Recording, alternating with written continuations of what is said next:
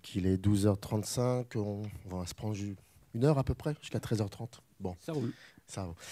Up arrive in the canyon, that's where I long to be, with my three good companions, just my rifle, pony and me.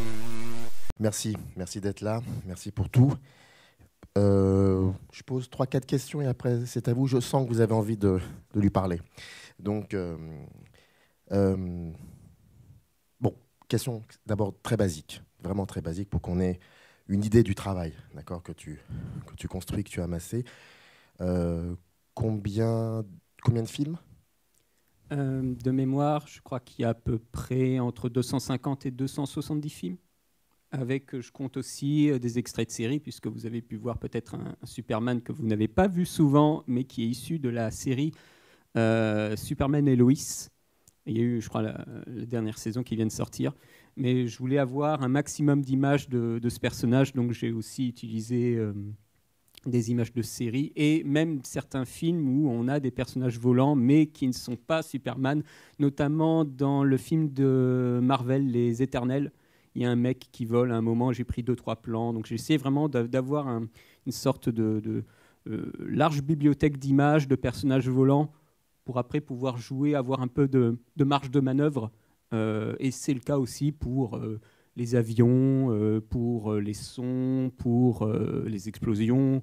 Plus on a vu des films pour après sélectionner ces extraits, plus après on va pouvoir avoir le compromis d'approcher à peu près ce qu'on imaginait dans le déroulé de son action.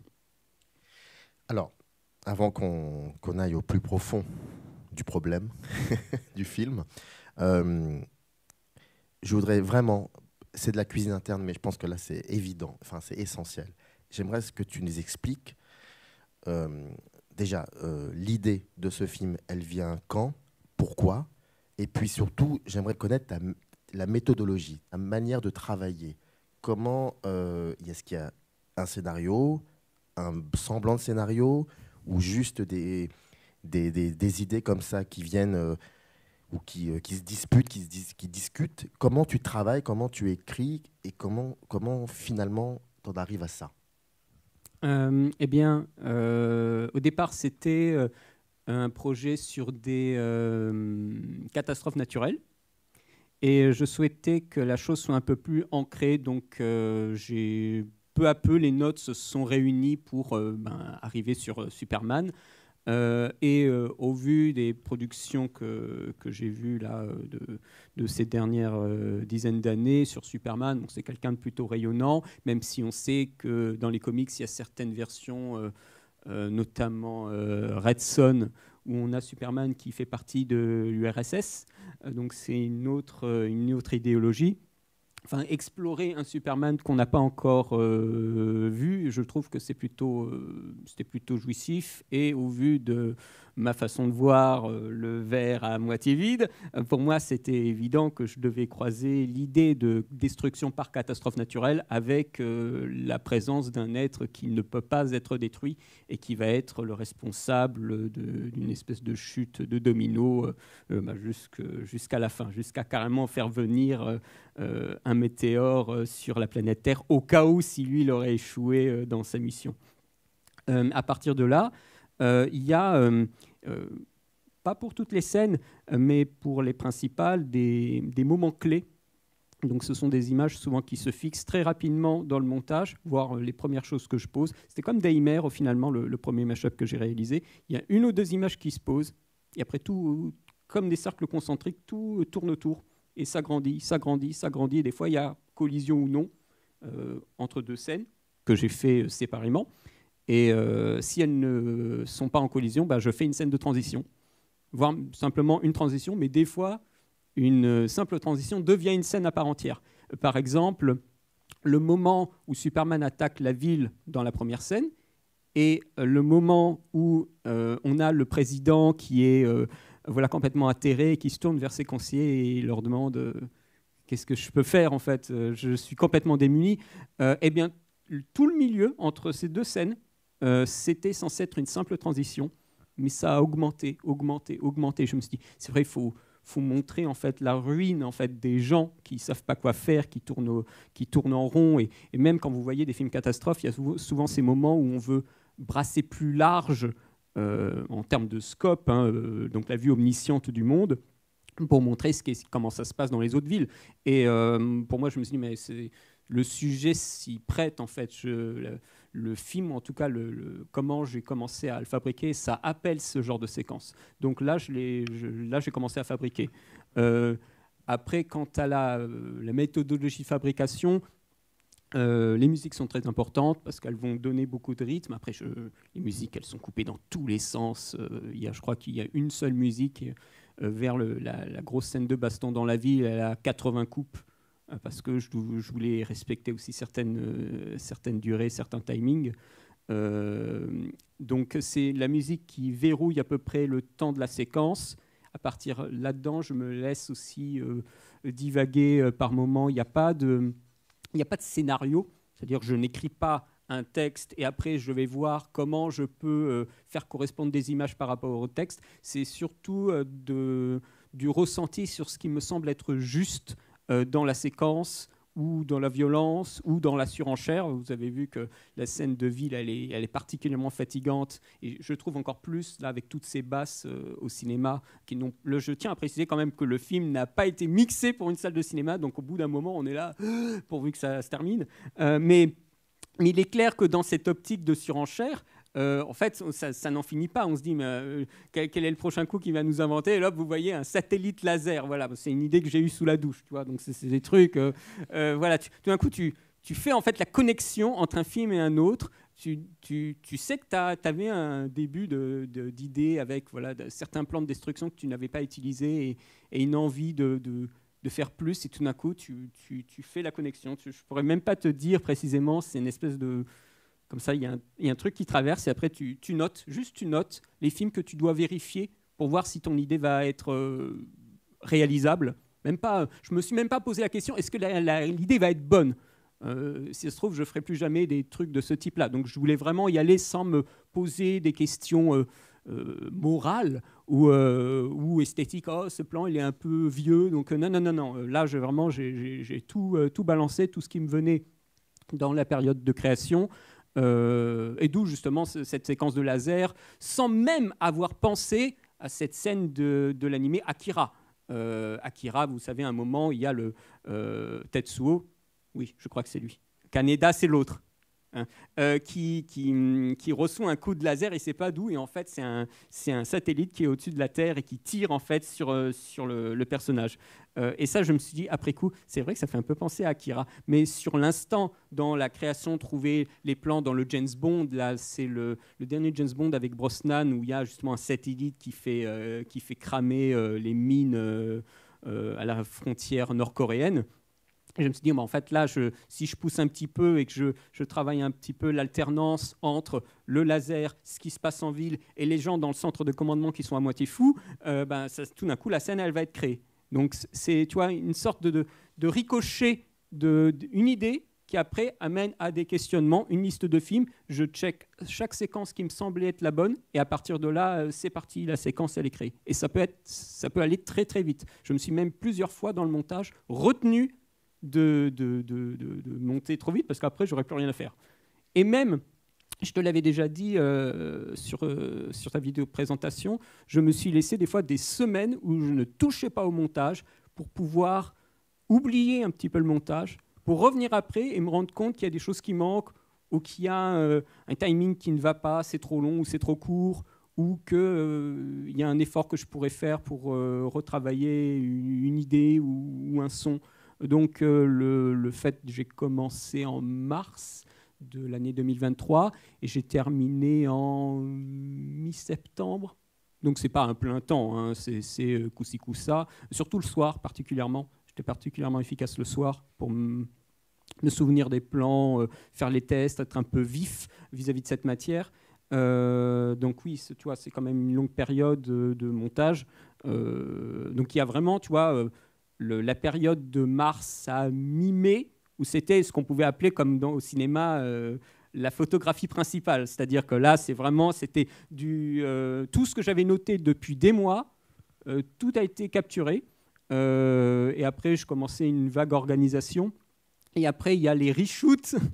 Quand je me rends compte que dans les scènes, il me manque des choses, ou que des fois, je vois des films en cours de route. Top Gun Maverick, je l'ai vu en cours de route. Et là, quand je l'ai vu, je me suis dit, mais il y a tellement de choses à faire, là, il y a des possibilités. Donc, alors là, c'était parti, j'ai revu, j'ai réécouté tout, le son de... Alors, ce qui est super bien dans Top Gun Maverick, c'est qu'ils mettent très peu de musique lors des séquences d'avion.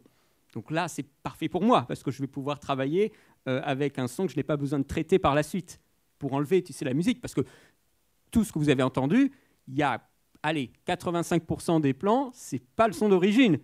Donc, il y a eu un gros retravail pour me dire, OK, dans cette image, ça fait aussi partie de la méthodologie finalement, dans cette image, il y a quelque chose qui se déplace, où il y a un visuel qui va être le visuel le plus important dans le plan.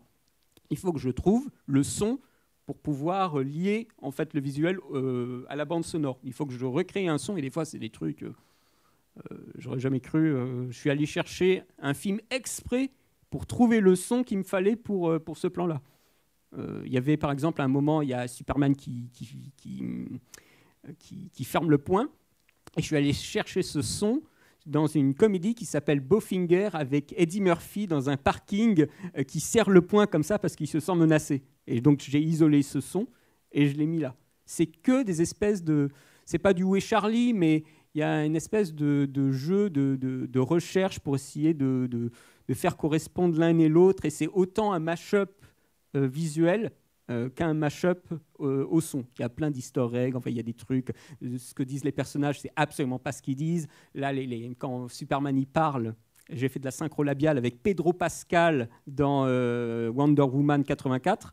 Donc ça n'a plus rien à voir, quoi. Mais en attendant, on a l'impression qu'il est vraiment menaçant parce qu'il dit des trucs de fou. Donc voilà, à chaque fois, il y avait cette idée. Encore une fois, tu te laisses, en fait, sur tout ce que tu as vu, tu te laisses aller sur... Même si l'idée, elle est complètement ridicule, tu fais le test. Tu fais au moins le test pour savoir si tu peux garder le sérieux. Parce que je pense qu'il y a aussi un autre aspect, ça faisait aussi partie de mon envie, c'est que je refusais que le mash-up soit pris à la rigolade. Tu peux rire avec le film, mais pas du film. Parce qu'il y a quand même beaucoup de mash-up où ce sont des collisions de films pour faire rire. Ou pour faire « Ah, j'ai la ref !» Non, moi, je refusais ça. Donc, je voulais faire oublier, en fait, que tu es devant un film composé de plusieurs films. Donc, il y a la musique, il y a l'ambiance sonore générale, il y a aussi comment la scène est construite, parce qu'il y a beaucoup de mash-up qui fonctionnent sur des idées de vitrine. C'est-à-dire qu'on a une scène avec plein de personnages ou de films qui s'enchaînent et il y a un problème de rythme, il n'y a pas de... Enfin, ça n'avance pas, quoi. Il n'y a pas d'histoire. C'est juste des suites de plans comme ça, de gens que tu connais, de films que tu connais, mais il n'y a rien qui est raconté par cette scène. Et moi, je refusais ça. Je voulais raconter quelque chose et que ça ressemble plus à un film qui se suit. Alors, il y a des limitations, évidemment, parce que je ne peux pas étirer les plans, parce que le plan que je voudrais étirer, il n'existe pas. Donc, je suis aussi contraint par les durées de plan. Donc, c'est pour ça aussi que le montage, il est très fort, parce que sinon, j'aurais laissé une séquence entière. Ou alors, des fois, c'est des plans qui durent un petit peu longtemps, comme dans le Jodie Foster dans Contact. Là, on a un plan où elle est en train de tapoter... et après, tu as les antennes qui s'orientent derrière. Voilà, c'était des plans qui duraient longtemps. Zemeckis, il fait généralement des plans longs. Donc là, j'avais laissé la séquence. Mais si c'est pour laisser des séquences entières de films entiers, autant même pas fait de mash-up. En fait, il faut créer des collisions. Donc c'est là où il y a beaucoup de montages alternés, que les courses-poursuites, les scènes de combat se prêtent à des montages alternés. Donc c'est aussi pour ça que le début, j'ai voulu vraiment travailler un peu le film d'action à l'américaine, quoi. Sur la deuxième partie, j'avais pas pensé que c'était aussi scindé que ça quand j'avançais dans le montage. La deuxième partie est beaucoup plus sur une sorte d'agonie après le coup de tonnerre, tu vois, très violent des 27-28 premières minutes. On a la deuxième partie, on est sur une espèce de retombée radioactive, comme tu as l'explosion nucléaire et après la retombée. Bien là, c'est aussi un petit peu la même chose. On a l'agonie de l'humanité avec des plans où on essaye de trouver un peu une une cohérence dans les plans des éléments, parce qu'il y a beaucoup quand même de l'ordre de la terre, le vent qu'on entend beaucoup, le nuage qui fonctionne presque comme un karcher. Vous avez plusieurs plans où on a les nuages comme ça qui balayent la terre que j'ai récupéré dans certains documentaires. Et après, tout ça est un petit peu... tu vois, je le pensais pas particulièrement. Je fais un petit peu comme le Joker dans The Dark Knight. Hein, j'agis sans penser. Je ne voulais pas me fixer des contraintes scénaristiques. Donc des fois, c'est aller dans une direction. Je me dis, pourquoi pas. J'avais pas de contraintes. Tu vois, il n'y avait pas quelqu'un qui était en train de me dire il faudrait que ton thème il soit un peu plus. Non. Après, j'ai fait des screen tests. Là, il y a des choses qui sont apparues où je me dis, ça c'est intéressant comme point de vue, ça je devrais changer. Il y a par exemple un moment où il y a Brendan Fraser de La Momie qui se retourne et il voit Superman dans le ciel. On ne sait pas si c'est vrai ou non. Mais à une certaine version du montage, j'avais pris un plan rapproché de Superman, un petit peu avec ce soleil de Laurence d'Arabie à côté. Et mon frère, qui est aussi un de mes...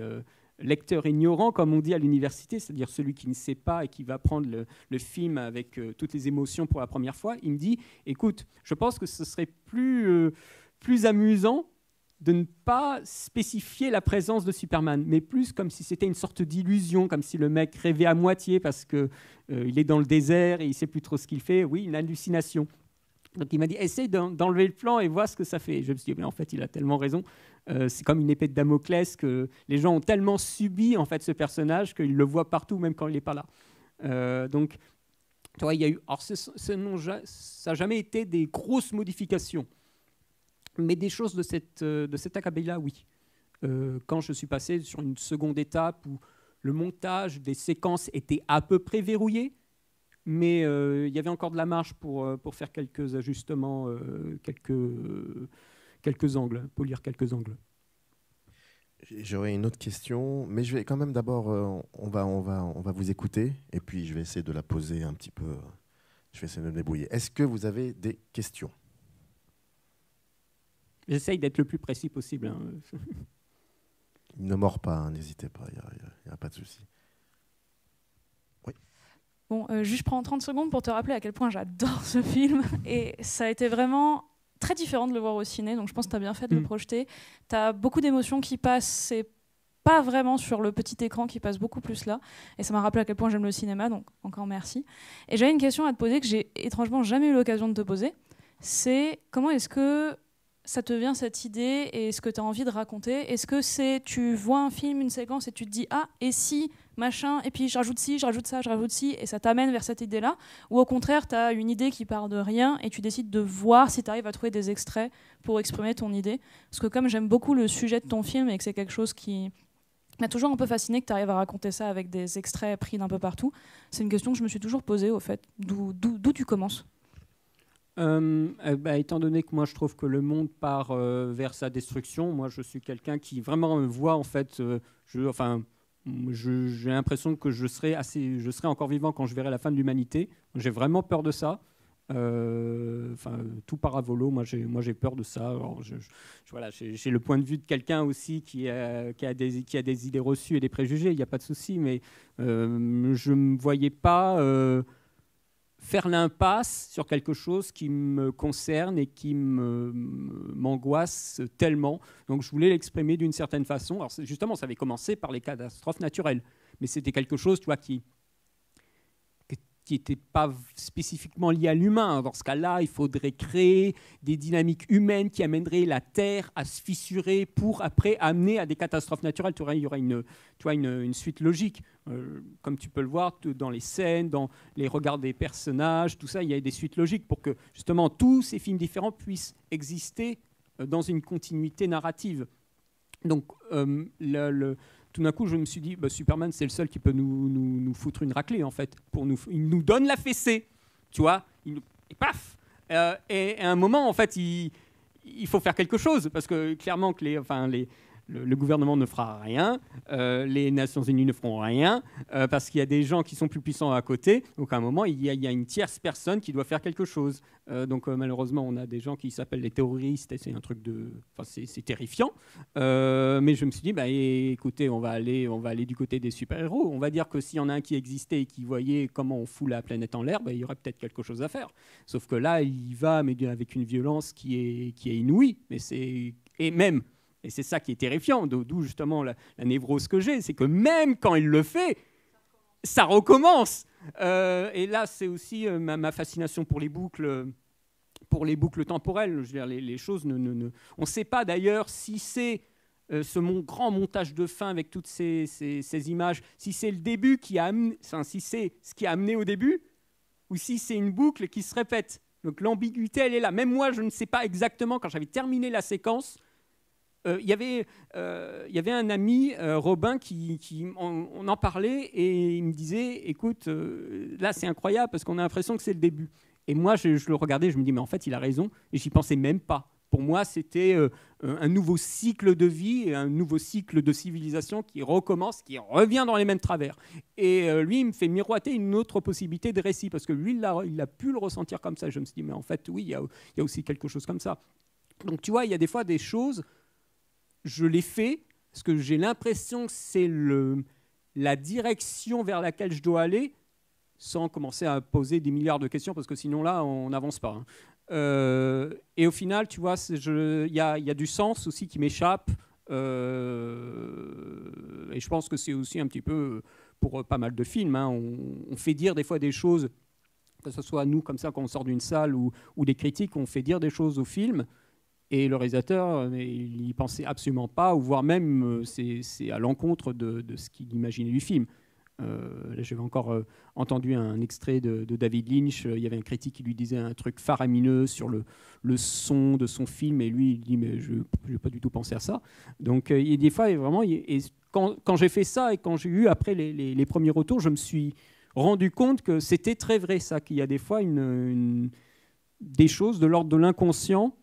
Si le réalisateur a suffisamment de liberté, il va s'exprimer avec son inconscient, il y a des choses qui transparaissent, et après, c'est vraiment à la libre interprétation de chacun. Donc, il est clair que ma volonté de présenter de la violence et un chaos, ça vient aussi de ma perception du monde, mais après, sur certaines formulations, là, c'est l'inconscient qui parle. Hein. Sur tu vois, le choix de me dire, ce plan-là, je le veux, et pas un autre, celui-là. Là, c'est l'inconscience, c'est la sensibilité artistique, et comment, tu vois, le rendu dramatique doit se suivre dans la sélection des extraits. Du coup, bon, on a en partie répondu à la question, parce que c'était exactement ce que j'avais posé.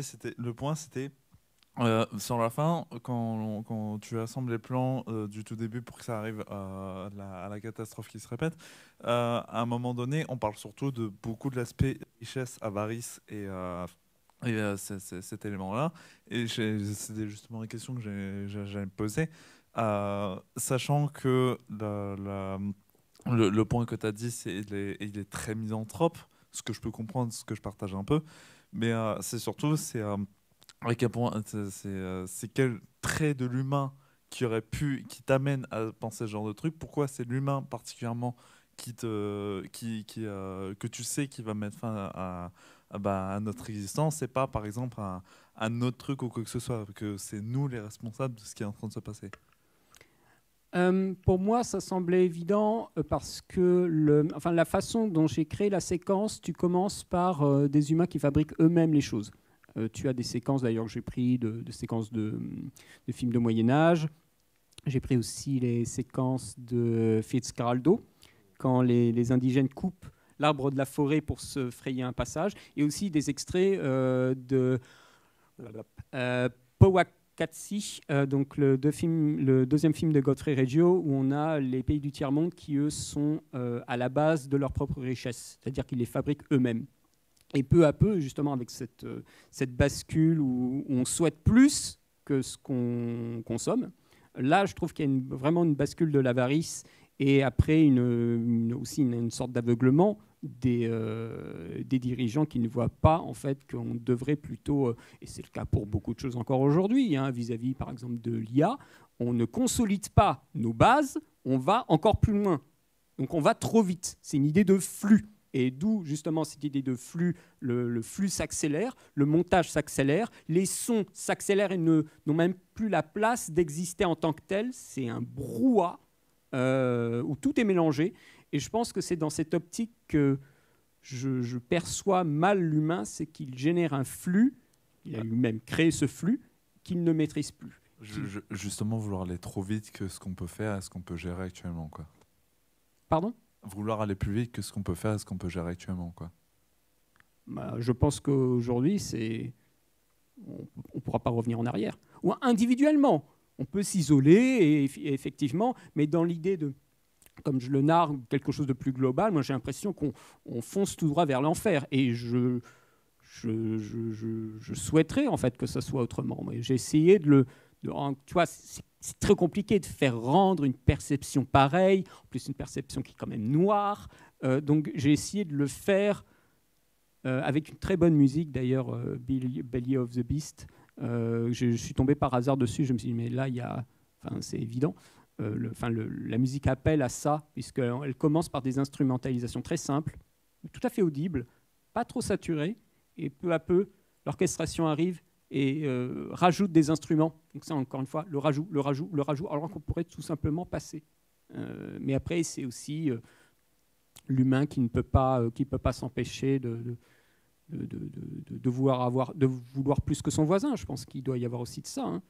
Et Superman, qui lui est seul de son espèce, lui, il ne perçoit pas du tout les choses. C'est pour ça que j'ai toujours aimé avoir ces plans où le film commence quasiment comme ça. Hein. On commence par de la cohue, et on a Superman qui est au-dessus.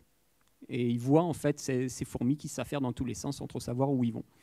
Et plusieurs fois, même à l'échelle de la planète, il y a une planète entière là, qui devient rouge, il y a Superman qui est au milieu, là, qui est en train de faire le guet, qui entend tout ce qui se passe. Donc avoir justement cette personne qui est si extérieure à notre monde permet de créer après une dynamique de choc et aussi bien sûr une dynamique de violence. Alors bonjour, bravo, hein, parce que moi je te connaissais déjà, mais je te découvre en tant qu'artiste aujourd'hui. Je voulais te poser des questions sur la forme mashup. Alors je me doute que c'est aussi un côté matériel pratique, parce que déjà ça demande de ne pas avoir besoin de faire de tournage.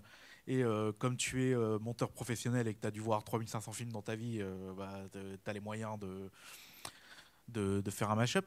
Mais je me demandais s'il y avait une volonté consciente de persévérer dans la forme du film, du détournement presque, du détournement d'images, comme on parlait de flux tout à l'heure, vu qu'il y a énormément d'images dans notre monde actuel. Le flux, le détournement... Est-ce qu'il y a une volonté consciente de persévérer dans cette voie? Question corollaire, est-ce que tu vas continuer à faire des mashups ou est-ce que tu vas tenter d'autres trucs? Question corollaire de la question corollaire, est-ce que tu vas faire des documentaires collages comme avec juste des images de films et une voix off? Voilà. Je pense que l'idée de détournement, je l'ai pas conscientisé, mais il est clair que il y a certains films, et ça c'est très compliqué, quand vous faites un mash-up et que vous voulez qu'il soit d'un certain ton, vous allez prendre des films qui ne sont pas du tout issus de ce ton, et il va falloir les colorer en fait. Pas que tout d'un coup vous mettez un plan de je sais pas quel film et que tout le monde se met à rire, alors que vous c'est le moment dramatique. Donc ça c'est un truc, en effet c'est du détournement, mais il faut l'ancrer en fait. Tu vois, il faut vraiment que le plan avant et le plan après lui donne la teinte, que la musique aide, qu'il faut presque virer le son s'il le faut. Il y a certains plans qui sont des plans de comédie, hein. Sauf qu'ils sont tellement ancrés dans une scène dramatique qu'on a l'impression que c'est un plan qui fait partie du décor, tu vois. Donc là, au niveau du détournement, là, il faut travailler sur ça. L'idée de détourner un flux, alors je le pense pas comme ça, mais quand tu montes, moi, je n'ai jamais monté ce genre de scène comme ça aussi librement. Donc, je voulais aussi m'appliquer à à essayer de copier une sorte de flux de film d'action. Tu vois, enfin, quand on est monteur, on aimerait toujours à un moment monter un petit peu une scène d'action, tu sais, qui te fait... Là, quand il y a Superman qui fonce et il y a Tom Cruise qui se retourne et qui dit « Va me chercher !» Tout ça, c'est super jouissif. Et c'est même, tu vois, là, pour le coup, il y a un côté un petit peu comique. Mais il faut essayer de respecter la ligne que tu as donnée. Et étant donné que, voilà, dans une scène d'action, le rythme et le flux des images... il fluctue, mais il doit quand même être un petit peu respecté. Tu peux pas, à un moment, tu dois aussi sculpter les temps de plan, les temps de séquence pour qu'ils correspondent à l'espèce de dynamique qui t'a après ce que tu fasses dans une scène de transition ou dans une coupure. Tu fais redescendre le rythme pour après remonter. C'est une vague, hein, une scène d'action. C'est pas, c'est là où peut-être, là je le regrette aussi, vraiment la scène d'action dans la ville, elle ne fait que monter, et peu de temps, enfin, on a très peu de temps pour un peu souffler avant que ça recommence. Et vis-à-vis de l'idée de détournement pour des projets futurs, alors, du mash-up documentaire, ce serait super intéressant, mais alors là, il faudrait vraiment avoir un sujet et penser autrement. Il faut avoir il faut plus diluer en fait ce qu'on veut dire. Je n'y pense pas pour l'instant. Moi, là, le prochain projet qui est en cours de capture, parce que celui de cette année, il est fini, c'est sur l'agriculture cosmique. J'aime bien dire ça comme ça. Enfin, Samir, tu l'as vu. Hein. C'est sur les étendues de campagne et comment, dans ces étendues de campagne, il y a quelque chose qui pourrit. On en revient toujours à la même chose. Hein. C'est terrible. Hein. Je n'en sors pas. Mais ça veut dire peut-être qu'à un moment, j'aurais tellement exploité ma névrose que je serais passé à autre chose. Je le souhaite en tout cas. Et le projet de l'année prochaine, je ne suis toujours pas sorti de l'auberge, c'est sur la mélancolie d'un homme et d'une femme qui vont être narrés en voix off. L'homme va être narré par une femme et la femme par un homme, et ils vont peut-être se rencontrer. Voilà. En mash-up. Voilà. Et je suis en train de faire plein de BO de films. Je crois que j'ai déjà 400 extraits. Enfin, voilà. Et j'ai pas terminé. Donc là, et c'est juste la capture. J'ai encore rien monté. Je crois que le projet n'est même pas ouvert. Donc là, je suis juste en train de me noyer dans les possibilités. Et encore une fois, il y a l'idée d'un film avec une séquence qui me dit cette séquence, elle sera dans mon mash-up obligé. Mais du coup, dans cette séquence, il y a un homme qui attend sur un pont. Donc, quels sont les autres films dans lesquels je vois quelqu'un, un homme ou une femme, qui attend sur un pont? Les Amants du Pont-Neuf, par exemple. Et il y a des feux d'artifice. Donc, feux d'artifice, Empire of Light, de Sam Mendes. Et donc, après, les Nuits Blanches de Seattle. Et hop, et c'est parti. Voilà, et c'est comme ça que ça se passe chez moi. Donc, je ne sais pas si j'ai terminé sur la réponse, mais pour l'instant, je serai encore sur de la fiction et sur mon émotion personnelle. Après, le documentaire, il est clair que si tout d'un coup, il y a un sujet qui me saisit, que j'en vois les possibilités, je me tenterai sûrement à ça. C'est possible. En tout cas, je n'ai rien contre l'idée de vouloir le faire. Mais tu vois, tous les projets viennent vraiment à la pulsion. Que vraiment, tu vois, l'objectif cette année, c'est de faire... Non. Là, j'avais vu, pour le prochain projet, j'avais découvert L'homme qui dort, de Georges Perec. Et alors là, c'était un choc. C'était incroyable comme film. D'une violence, alors que le film date des années 60. Et je me suis dit, non, mais là, j'ai envie de faire parler d'autres images sur ce texte. Et c'est parti comme ça. Donc, c'est beaucoup à la pulsion. Hein. Alors moi aussi, comme la première intervenante, j'ai été ravi de le découvrir sur grand écran, parce que je l'ai vu sur petit écran. Et je trouve qu'au contraire, il est bien plus digeste. Enfin, voilà, je suis d'accord, il est beaucoup plus digeste. Et je m'attendais à un truc un peu boum. Et en fait, ça passe nickel. Alors j'ai 2-3 questions. Moi, j'ai vu dans le premier quart des similitudes avec le film expérimental, donc j'oublie toujours le titre, donc je vais lire Koyaanisqatsi. Je voulais savoir si c'était volontaire ou inconscient, parce que je sais que c'est un de tes films préférés. Ça, c'est la première chose. Deuxième chose, est-ce que dans la conception, il y avait un plan peu importe d'où ils viennent, et que tu as dit celui-là, je vais parce que ce film t'est cher, parce que le plan t'est cher, et que tu voulais mettre dans le film. Et est-ce que ça a été problématique pour l'insérer? Et d'autre part, est-ce qu'il t'est arrivé au cours de la conception de trouver des plans et qui t'ont fait prendre des directions complètement à l'opposé du projet tel que tu as, enfin, ou du projet, du synopsis, du pitch que tu t'étais tracé. Voilà. Oui, alors Koyaanisqatsi, moi, ça fut aussi un choc de le découvrir. Il n'a pas été forcément, au premier abord, utilisé pour la première partie, mais surtout pour la dernière partie, parce que Koyaanisqatsi commence par des éléments naturels, les grottes, la roche, le ciel, et après bifurque vers l'humain. Mais oui, il est clair que la chute de l'homme, la chute, tu sais, à la fin du film, tu as une fusée qui tombe et elle tombe en flammes, elle ne fait que tourner, et le plan dure 5 minutes, où tu as juste le bout de la navette qui tourne. Oui, là, il y a quelque chose, tu vois, de l'ordre de, si Desgadier était là, de l'ordre de l'énergie que j'ai essayé de récupérer, tu vois, pour narrer le drame. Tu vois, c'est plus l'énergie du drame, tu vois. Vis-à-vis... C'était quoi s'il te plaît. Ouais. Alors, la deuxième question, oui, alors un plan, moi, quand j'ai vu Mad God de Phil Tippett, le Mad God de Phil Tippett commence par la tour de Babel qui se fait foudroyer par son sommet. Et avec ça, on a une musique de Berlioz, il me semble. Et sur cette musique, moi, j'avais imaginé, pas dans ces termes, mais j'avais imaginé un homme flotter au-dessus d'une ville qui crie d'effroi à l'aube. Et on aurait un plan général à hauteur justement de cet homme qui flotte, comme ça, qui parle et qui angoisse parce qu'il sait qu'il va devoir détruire cette ville. C'est un plan qui est nulle part, c'est un plan qui n'existe pas, il n'existe que dans mon esprit.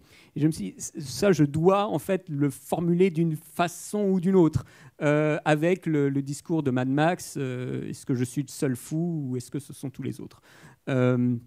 Et donc je me suis dit, on va faire du compositing, moi qui n'en fais pas, c'est un peu catastrophique, mais je voulais garder encore une fois cette idée d'énergie.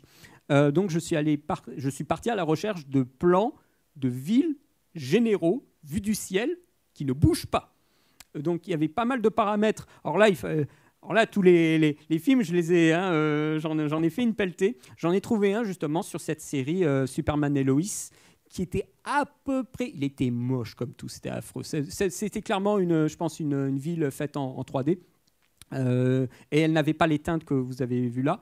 Donc j'ai travaillé sur ça. J'ai après récupéré un Superman, je ne sais plus dans quel extrait de Man of Steel, pour l'insérer au milieu. Comme ça, il flotte comme ça dans les airs. Après, j'avais d'autres plans pour toi à faire exister, parce que ce plan seul ne suffirait pas. Donc, il fallait le faire exister avec d'autres plans après. Donc là, j'avais aussi besoin d'articuler un petit peu pour faire vivre ce premier plan qui est justement celui qui ouvre la séquence. Donc là, quand tu ouvres la séquence, c'est le plan majestueux. Après, tu dois confirmer ce premier plan avec d'autres plans après. Donc, c'est encore une fois créer de la suite logique pour faire vivre tout ça. Vis-à-vis de ta dernière question sur un plan ou un film qui te fait bifurquer, j'ai vu aussi dans la même période un film qui s'appelle Awaken. C'est un film qui ressemble à Koyaanisqatsi. La petite différence, c'est qu'il est produit par Dubaï. Donc le film, c'est en mode esthète, jolie fille en tutu dans la forêt, quoi. Et à un moment, on arrive à Dubaï. Et alors là, c'est plus du tout le même film. Là, tu sens qu'ils avaient tout le budget, ils avaient mis tout là-dedans pour filmer. Dubaï, c'est simple. Dans le film, ça ressemble à Tron Legacy.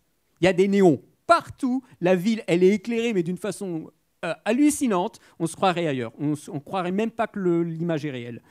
Et là, je me suis dit, mais en fait, là, il y a quelque chose que je peux créer. Avec ces plans en drone sur les autoroutes la nuit, comme ça, qui passent. Il y a une séquence au milieu de mon projet qui est comme ça. Et là, je me suis dit, oui, là je peux faire quelque chose. Là, tout d'un coup, il y a une ouverture. Parce que j'avais cette séquence de combat avec Tom Cruise. Et après, la séquence dans la ville. Mais j'avais rien au milieu. Je ne savais pas quoi faire. Je me dis, oui, je ne vais pas enchaîner 2 grosses scènes de baston, ça va être invivable. Et qu'il fallait que je crée une transition, un truc qui fasse un peu diluer. Et en fait, ce film, il m'a permis la possibilité où tout d'un coup, là, on épouserait le point de vue de Superman. Littéralement. À un moment, il y a Superman qui flotte et il regarde vers le bas. Et là, on voit des voitures passer. On a sa vision, on a son point de vue. Et sa vitesse. On épouse sa vitesse. Donc là, tout d'un coup, tu vois, le film, je pensais, tu vois, le voir pour me dire, je me demande à quel point c'est nul. Et en fait, tout d'un coup, il y a une séquence qui m'a fait prendre des notes. Et je me suis dit, si je pousse un tout petit peu, avec les plans que je n'ai pas utilisés, j'ai aussi fait un effort de ne pas réutiliser beaucoup de fois certains plans, tu vois, comme les mash-ups, souvent on duplique les plans pour faire des répétitions ou un mec qui fait toujours le même geste, donc on prend un plan et on le répète plein de fois. Là, il y a très peu de fois où je fais cette manipulation, c'est toujours des nouveaux plans. Donc oui, là, il y a eu un peu plus de montage, de bricolage, mais alors lui, là, ça m'a même emmené à un endroit qui n'est même pas terminé, finalement. Parce que quand il y a ces gens qui captent à la radio une conversation et on ne sait pas trop ce que ça veut dire, oui, il y a quelque chose qui va se passer, c'est merveilleux, et finalement, on ne sait pas ce qui est merveilleux. En fait, j'ai toujours pas la réponse à ça, parce que je me suis dit, mais où je vais aller là je vais tellement à un endroit qui n'était pas prévu que je vais me détourner et après je vais devoir faire des scènes de transition à la scène de transition pour arriver en ville. Je me suis dit, oh putain, là on n'est pas rentré. Donc il faut que je trouve le moyen de couper ce truc. J'ai pris une séquence de Watchmen où le mec il raccroche au téléphone, après il y a le président qui dit, on va aller en Defcon 2, parce que sinon je serais allé, mais là ça aurait fait vraiment long métrage 1h20, tu vois. Mais oui, là il fallait couper les ponts parce que sinon je sais pas où je serais allé. L'idée c'est de prendre des moments, c'est très furtif, des plans ou alors des images, peu importe. Et donc tu les décontextualises du film en question. Donc c'est-à-dire que tu le veuilles ou non, tu retires le sens premier de cette image ou de ce plan. Et tu te réappropries tout ça. Et est-ce que tu t'es déjà posé la question, j'imagine que oui, ou est-ce qu'on t'en a déjà parlé de cela, et peut-être c'est aussi l'idée même du mash-up, mais c'est intéressant d'en parler, je crois, déontologiquement, le fait de décontextualiser une image, un plan d'un film, et de lui accoler un sens donc ça n'est pas l'origine, est-ce que c'est quelque chose à laquelle tu y as pensé? Parce que le film, dans son ensemble, tu en as très bien parlé, des névroses, le rapport à l'humanité, le rapport à cette très grande peur des conneries générées par l'humain. Et le fait de prendre des images, des plans d'autres films qui peut-être parlent d'autres choses, qui ont un autre sens, en tout cas qui ont été pensés par quelqu'un à la base ou quelqu'une, est-ce que déontologiquement, où tu te places? Je pense que c'est le principe du mash-up, hein, d'extirper ça. C'est ce que disait... ce que dit toujours Julien Lamy, qui est le concepteur du festival Mashup Film Festival, il disait que c'était avoir une attitude punk donc, vis-à-vis des images. Donc un peu, quand tu la prends, t'en as rien à foutre de son passé. Tu essayes de la faire parler d'une autre façon. Oui, mais c'est drôle parce que, excuse-moi de t'interrompre, Glenn Ford, dans le film, dit si on oublie le passé, on va le répéter. C'est finalement ce qui se passe aussi vis-à-vis du film même. Oui, mais dans ce cas-là, tu vois, j'utiliserai pas toutes les images que j'ai utilisées.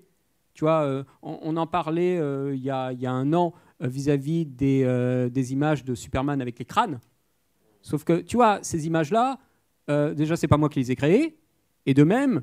On va dire que si je les avais créés, j'aurais été bien plus influencé par le travail de Frank Frazetta, qui est le créateur des illustrations pour les romans de Conan le Barbare, que par les images de la Shoah. Tu vois ? Donc, en fait, des fois, encore une fois, on pose de la morale ou d'un sens fort à certaines images, mais c'est même pas peut-être l'objectif du réalisateur quand il a fabriqué ces images. Donc on ne sait pas. Donc sur ce terrain-là, le mash-up, il peut faire un petit peu... il a de la marge. Il peut faire ce qu'il veut. Puis, en fait, tu vois, l'opportunité de narrer quelque chose et d'avoir du plaisir à travailler sur tout ça, à aucun moment je me suis posé ces questions-là, parce que sinon ça m'aurait, alors que je tiens au sens des images, je n'aurais pas osé utiliser certaines images, mais même, tu vois, je ne pense pas avoir fait un contresens d'énergie vis-à-vis de ce que narre Koinis Katsi, en utilisant des images dans les moments où j'ai utilisé ces images. Je ne crois pas de mémoire avoir utilisé l'image d'un film à contre-emploi dans un moment où je l'ai utilisé. Comme ça, de mémoire, hein. Je peux me tromper, mais je ne crois pas. Écoute, moi, je t'avais déjà dit que j'avais beaucoup aimé. J'ai à nouveau beaucoup aimé. Donc, bravo. Et encore merci. Et je suis assez d'accord avec toi quand tu parles de détourner les images, en fait, de s'en foutre. Parce que, en fait, ça redevient des rushs. Moi, je suis monteur aussi, donc j'ai un peu l'habitude de faire ça. Et les rushs, on ne les respecte pas. On a besoin de raconter quelque chose. Et ils sont au service, quoi qu'il arrive. Et donc, du coup, ça m'amène à ma question, qui est quel est ton rapport avec l'effet Kuleshov? Bon courage. Oui, alors là vous... Comme ça, il va l'expliquer.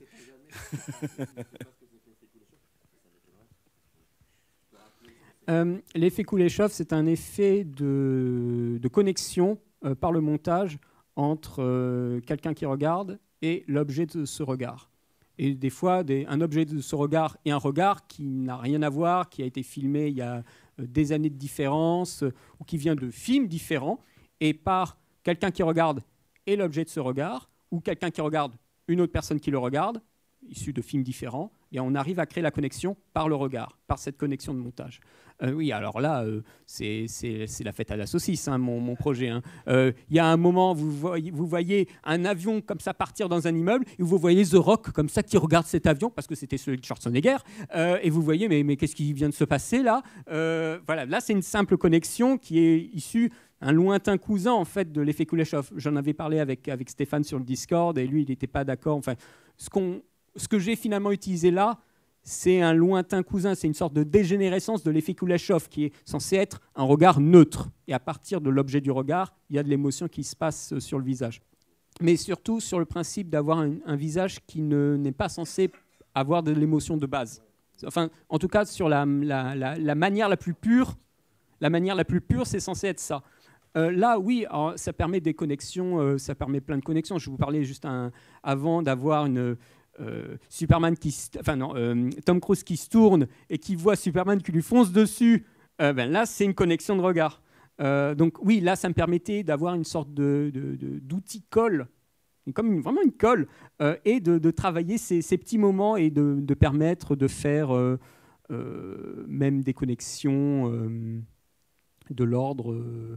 je pensais à un effet Kuleshov sonore, mais là c'est quand il y a le Kim Se qui reçoit quelqu'un à l'appareil, et c'est Gary Oldman dans Léon qui lui gueule dessus, là j'ai dit tout le monde, mais en fait là il y avait vraiment l'idée d'avoir le contre-champ, mais finalement c'est simplement un contre-champ sonore.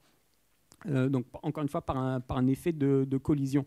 Est-ce qu'il y a un exemple qui est particulièrement probant dans le film pour cet exemple-là? Je sais que je l'ai utilisé parce que tout ce qui est, dès qu'il y a plusieurs points de vue, je dois aligner tout ça. Donc il y a l'effet de regard, le fait qu'on a les gens dans le centre de commandement qui regardent des choses qui ne sont même pas issues du même film. Donc là, c'est encore une fois, on regarde des écrans, mais finalement, je ne montre pas les écrans, je montre que des gens qui regardent. Donc là, ça permet de faire le lien, tout comme la première séquence du James Bond de Meurt un autre jour. Non, Demain ne meurt jamais, où on a ces gens qui sont dans le centre de commandement et qui voient James Bond sortir avec cette espèce d'avion avec des missiles. Bien là, dans cette séquence-là, on a juste les gens de centre de commandement qui sont filmés, mais on ne voit pas ce qu'ils voient. Donc à partir de là, hop, je peux passer de l'un à l'autre. Donc là, c'est encore une fois par le regard.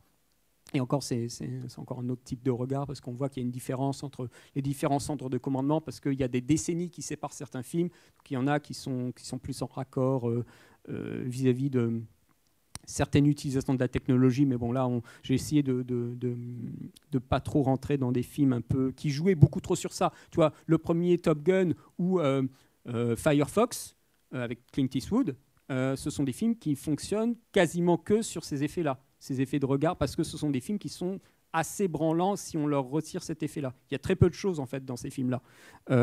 Si on retire vraiment l'idée de le lointain cousin de Kuleshov. Dans les films récents, on peut carrément faire des transitions, et je me rappelle, je crois que c'était le 4e Jason Bourne, où on a un travelling sur un écran et hop, on rentre dans l'écran et on est dans la scène. Tu vois, ça c'est des choses, voilà. Moi, je ne me suis pas permis de faire ça parce qu'il y aurait eu un travail d'effets spéciaux que je ne suis pas capable de faire. Donc, je fonctionne beaucoup plus sur une coupe de montage qui me semble être la bonne pour permettre de basculer sur un autre point de vue, de basculer sur un autre moment de scène ou de faire des ellipses.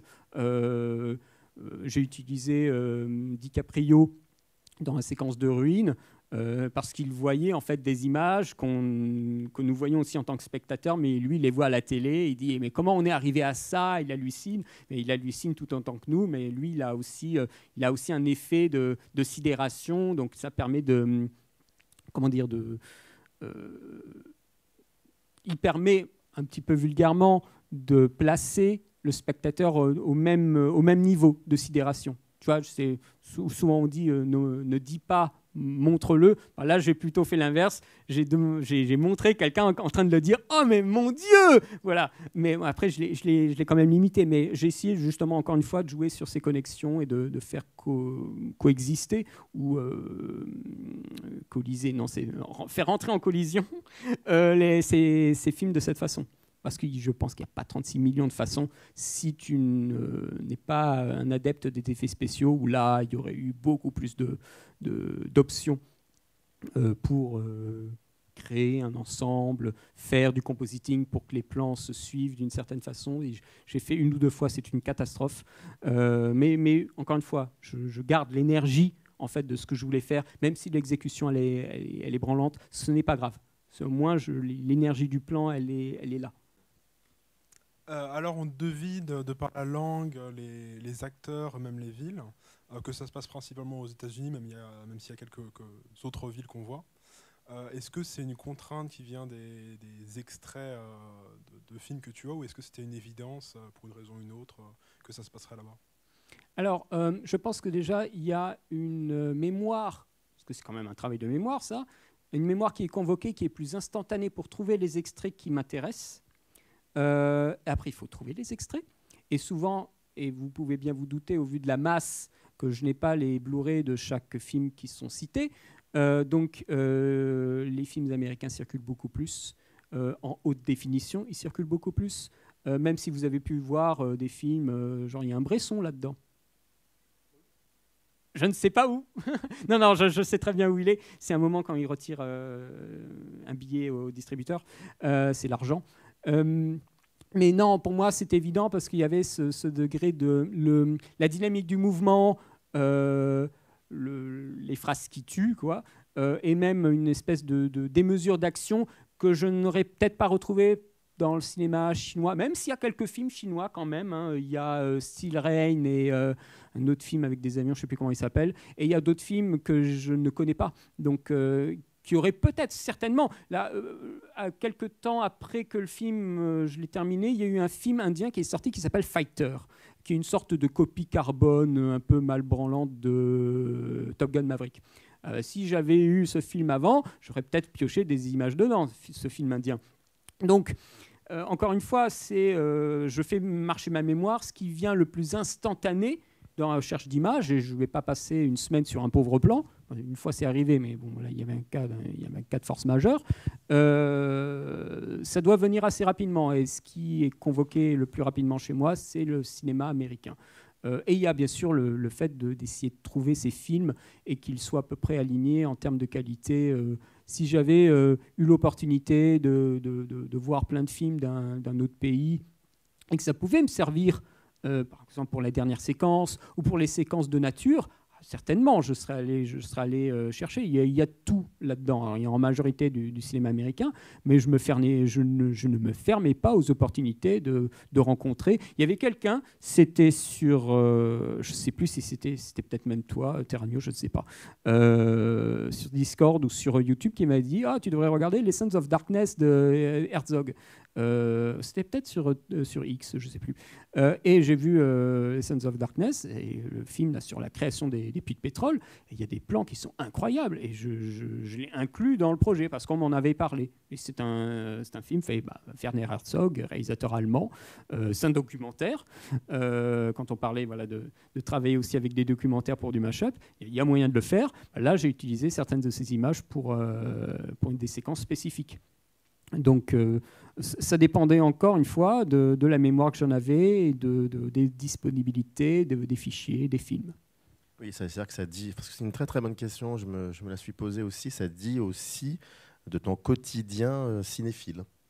C'est-à-dire que comme tu travailles constamment sur un mash-up, et même quand tu ne travailles pas sur un mash-up, tu travailles aussi, c'est-à-dire qu'à chaque fois que tu vois un film, donc ça, parce que toi tu es quelqu'un, je le sais, qui ne te renferme pas sur une géographie ou deux. Non, il y a vraiment une forme de diversité. Décennies. Les gens pensent beaucoup à la géographie, mais moi, je pense beaucoup à la décennie. J'ai envie de dire que les gens sont souvent nationalistes, donc ils disent « Ah, mais tu connais pas du cinéma Sud-Amérique ou d'Afrique ou tout ça. » Mais moi, je pense plutôt, je pense même davantage « Oh, t'as pas vu des films des années 50 ou des années 60 que penser le film géographiquement. » Donc, là, ça ne se jouait pas en ces termes-là, mais en tout cas vis-à-vis de ma culture de cinéma et ma façon de voir et de piocher les films dans ce que j'ai envie, c'est davantage vis-à-vis de la temporalité que de la géographie. On va arrêter là, même on peut continuer à en parler. Je dis toujours hors champ, hors caméra, donc dehors. En tout cas, merci beaucoup Valérian d'être venu, de nous avoir donné la possibilité de voir ce film sur grand écran. C'était vraiment un plaisir. Et merci à toi d'avoir accepté cette fantaisie, et merci au Club de l'Étoile d'avoir permis la conception du DCP, de l'avoir projeté dans de bonnes conditions. Sous-titré en français en plus. J'aurais pu être aussi sous-titré en anglais, moi j'avais fait les deux. Merci à la qualité de vos interventions aussi. Good companions, just my rifle, pony and me.